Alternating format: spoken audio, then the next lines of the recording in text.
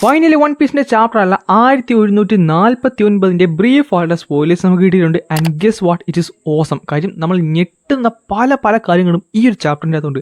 അതും ഒരു ബ്രീഫ് ആയിട്ടുള്ള സ്പോയിലേഴ്സ്, അതായത് ഒരു പുറമൂടി മാത്രമാണ് നമുക്കിപ്പോൾ കിട്ടിയിട്ടുള്ളത്. അത് വായിച്ചിട്ട് തന്നെ പ്യുവർ ഗൂസ് ബംസ്, കുറേയധികം ഡൗട്ട്സ്, കുറേയധികം കാര്യങ്ങൾ ഇങ്ങനെ കത്താതെ കിടപ്പുണ്ട്. കാര്യം അതുപോലത്തെ ഒരു ചാപ്റ്റർ ആയിരിക്കും ഈ ആഴ്ച നമ്മളെ കാത്തിരിക്കുന്നത്. സോ വീഡിയോയിലേക്ക് കിടക്കുന്നതിന് മുമ്പ് കുറച്ചധികം കാര്യങ്ങൾ ചെയ്യാൻ മറക്കണ്ട. ഫസ്റ്റ് ഓഫ് ഓൾ ലൈക്ക് ചെയ്യാനും സബ്സ്ക്രൈബ് ചെയ്യാനും നിങ്ങളുടെ ഫ്രണ്ട്സിന് ഈ ഒരു വീഡിയോ ഷെയർ ചെയ്ത് കൊടുക്കാനും മറക്കണ്ട. കാര്യം അവന്മാരും സ്പോയിലേഴ്സ് തപ്പി ഇരിക്കുകയാണെന്നുണ്ടെങ്കിൽ ഈ വീഡിയോ അവർക്ക് പറ്റിയതാണ്. ചാപ്റ്ററിന്റെ പേര് 1 സെക്കൻഡ് എന്നാണ്. ആദ്യത്തെ കവർ പേജിൻ്റെ അത് നമുക്ക് സ്ട്രോ ഹെഡ്സിനെ എല്ലാവരും ഒരു മെയ്ഡ് കഫേയിൽ കാണാൻ സാധിക്കും. നമ്മുടെ സ്ട്രോ ഹെഡ്സ് ഗേൾസ് എല്ലാവരും ആ ഒരു മെയ്ഡ് കോസ്റ്റ്യൂമും ഇട്ടിട്ടുണ്ട്, ഇൻക്ലൂഡിങ് നമ്മുടെ ലിലിത്തും ബോണിയും. സോ ചാപ്റ്റർ തുടങ്ങുന്നത് കഴിഞ്ഞ ചാപ്റ്ററിൽ നിന്ന് എവിടുന്നാണ് തുടങ്ങുന്നത് അവിടുന്ന് തന്നെയാണ്.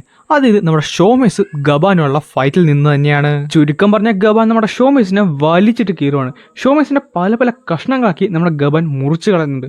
നമ്മുടെ ഷോമേഴ്സ് ഇപ്പോഴും ജീവനോടെ ഉണ്ടെങ്കിൽ കൂടി പുള്ളിക്കാരന് റീജനറേറ്റ് ചെയ്യാൻ പറ്റുന്നില്ല. അതുമാത്രമല്ല, ഇതെല്ലാം സാധ്യമായത് ഗബാന്റെ കയ്യിലുണ്ട ഒരു ആക്സ് കൊണ്ടാണ്. ആ ആക്സിൽ ഒരു ഹാക്കിയുടെ കോട്ട് കൊണ്ട് ഗബാൻ കുറച്ച് ഡേഞ്ചറസ് ആണെന്ന് മനസ്സിലാക്കിയ ഗുങ്കോ അപ്പം തന്നെ പോയി കൊളോനെ പിടിക്കുക.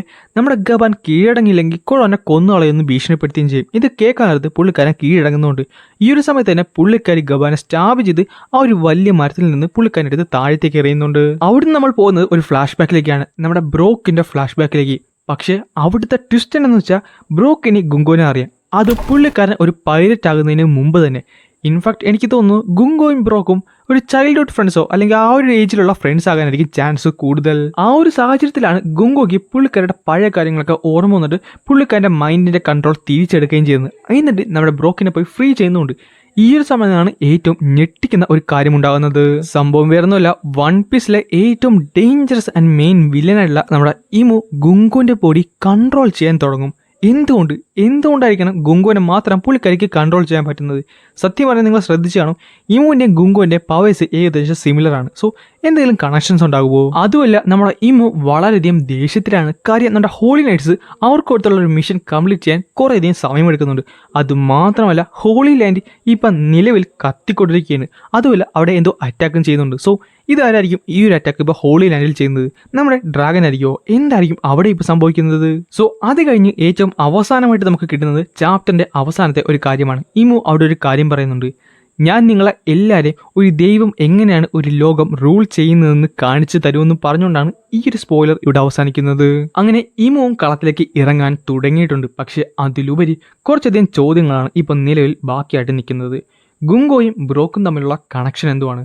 ഗുങ്കോയും ബ്രോക്കും പുള്ളിക്കാരൻ ഒരു പൈലറ്റ് ആകുന്നതിന് മുമ്പ് തന്നെ അറിയാമെന്നുണ്ടെങ്കിൽ അവരുടെ ഏജ് സെയിം ആയിരിക്കണ്ടേ? ഏകദേശം സെയിം ആയിരിക്കണ്ടേ? അങ്ങനെയാണെന്നുണ്ടെങ്കിൽ ഗുങ്കോ എങ്ങനെയാണ് ഇപ്പോഴും യൂത്ത് ആയിട്ടിരിക്കുന്നത്? ഗുങ്കോനെ എങ്ങനെയാണ് ഇമു ഇപ്പം കൺട്രോൾ ചെയ്യുന്നത്? സോ ഇപ്പം കൺട്രോൾ ചെയ്യാൻ സാധിക്കുന്നുണ്ടെങ്കിൽ ഗുങ്കോ വേണമെന്നുണ്ടെങ്കിൽ ഒരു വെസലായിക്കൂടെ? ജീവനൊന്നും ഇല്ലാത്ത ഒരു വെസൽ.